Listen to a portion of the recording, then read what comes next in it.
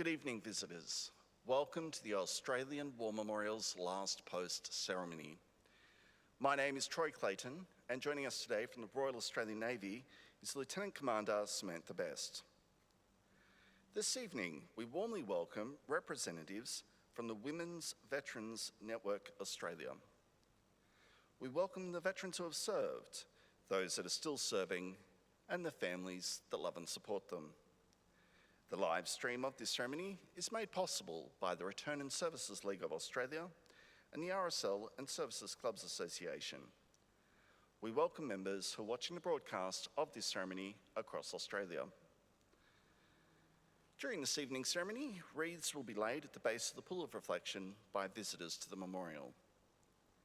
If you're able, please stand and join in singing the National Anthem.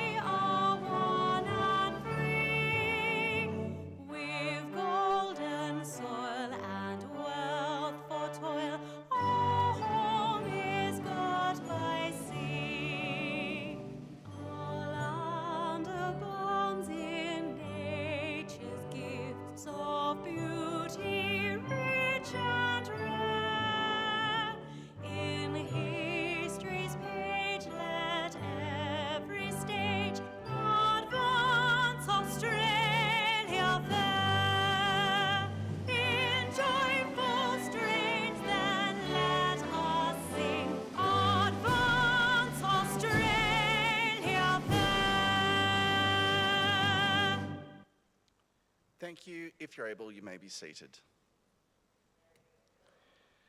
The Australian War Memorial was the vision of Charles Bean, Australia's First World War official historian. Bean landed with the Australian troops on Gallipoli and stayed with them at the front through to the end of the war. The idea of this national memorial and museum came to him at Pozières, France, in the depths of the bloody fighting of 1916. Bean's idea was that this would be a place where families and friends could mourn their loved ones buried in faraway places. It would also be a place that could help all Australians understand what these men and women had endured and what they had done for us. Bean's vision, to which we remain true, is best expressed as inscribed in the entrance to the memorial's galleries. Here is their spirit, in the heart of the land they loved, and here we guard the record which they themselves made. Tonight, we'll read the story behind just one of those on the Roll of Honour, which lists the names of more than 103,000 men and women who have given their lives for us in war and on operations for more than a century. But first we present a lament, Flowers of the Forest. Wreaths or floral tributes will now be laid at the base of the Pool of Reflection.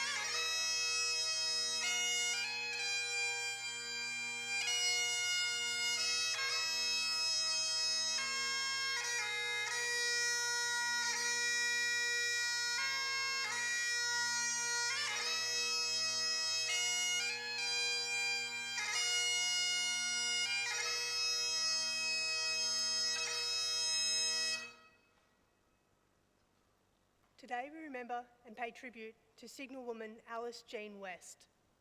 Alice West was born in Rushworth, Victoria on the 6th of October 1922, the daughter of John and Annie West. She grew up and lived in Stanhope, a small town in north-central Victoria. The years leading up to the Second World War had left young Australian women with limited opportunities. The economic depression meant that jobs were few and low paid, and education beyond the age of 14 was the preserve of the privileged. The outbreak of war did not immediately impact Australia with the force that it did Europe. But with so many of the population having ties to Britain, women were also keen to do what they could to help. From the outset, Australian women joined volunteer groups such as the Australian Red Cross Letters Association, the Australian Comforts Fund, the Women's Air Training Corps, and the Women's Emergency Signallers. For many, there was also a desire to engage more actively in the war effort. On the 13th of August 1941, the Menzies War Cabinet, with some reluctance, gave its approval to the formation of a women's army in order to release men from certain military duties so they could be used in fighting units. It was decided that the Women's Australian National Service would be administered under state rather than federal control, as the government did not want to be seen condoning the diversion of women from traditional roles. The Women's Australian National Service had been inaugurated a year earlier, with training including air raid drills, first aid, basic military drills, shooting, signalling, and mechanics, demonstrating that women could do work traditionally done by men. This raised the fear that women would later want to take over men's jobs in peacetime. In the end, however, manpower shortages forced change. The Women's Auxiliary Australian Air Force was formed in March 1941. The Royal Australian Navy enlisted women as part of the newly formed Women's Royal Australian Naval Service. The announcement of the formation of the Australian Women's Army Service saw a rush of women eager to join up, with pay rates roughly 2/3 that earned by men. Women worked as drivers, provosts, canteen workers, cooks, typists, signallers, and cipher clerks. Pride in the uniform was expected, and on top of their duties, women were responsible for its laundering and care. Alice West enlisted in the Australian Women's Army Service on the 24th of February 1943 in Melbourne. After experiencing a reaction to a vaccination, she was admitted to hospital in March, but was soon well enough to begin training, joining 2 Signal Training Battalion. In late March, she was detached to attend a course at Cookery School, rejoining her training battalion in Ivanhoe in April. In early May, West was admitted to hospital in Melbourne, suffering from chronic nephritis, an inflammation of the kidneys that can result in several life-threatening symptoms, including high blood pressure, blood clotting, strokes, and eventually kidney failure.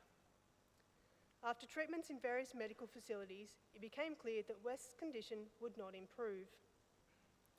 On the 10th of June 1943, she was discharged from the Australian Women's Army Service, medically unfit for service. Less than a year later, Alice West died as a result of her illness. She was 21 years old. Today, her remains lie in Rushworth Public Cemetery in Victoria. Her name is listed on the Roll of Honour on my left, among almost 40,000 Australians who died while serving in the Second World War. A photograph of her headstone is displayed today besides the pool of reflection. This is but one of the many stories of service and sacrifice told here at the Australian War Memorial. We now remember Signalwoman Alice Jean West, who gave her life for us, for our freedoms, and in the hope of a better world.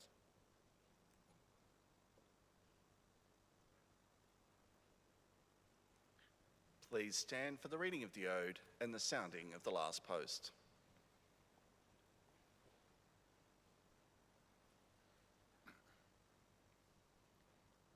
They shall grow not old, as we that are left grow old. Age shall not weary them, nor the years condemn. At the going down of the sun, and in the morning, we will remember them. We'll remember them.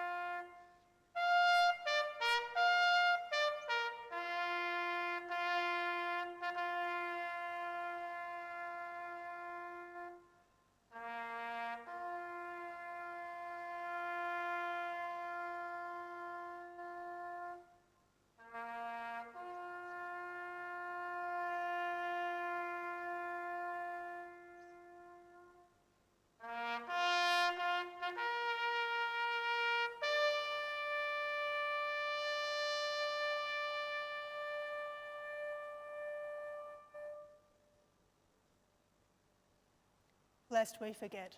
Lest we forget.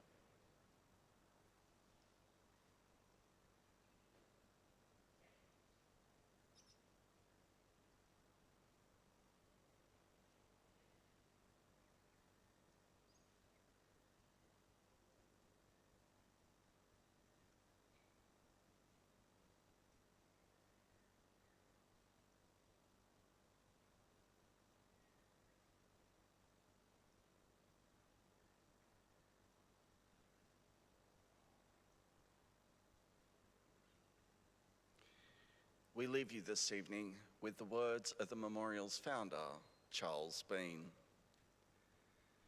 Many a man lying out there at Pozières or in the low scrub of Gallipoli with his poor, tired senses barely working through the fever of his brain has thought in his last moments, well, it's over. But in Australia, they will be proud of this. Ladies and gentlemen, girls and boys, that concludes the last post ceremony. On behalf of the director, staff and volunteers, thank you for visiting the Australian War Memorial today and for your continued support of the Memorials Development Project. We wish you all a very pleasant evening. Thank you.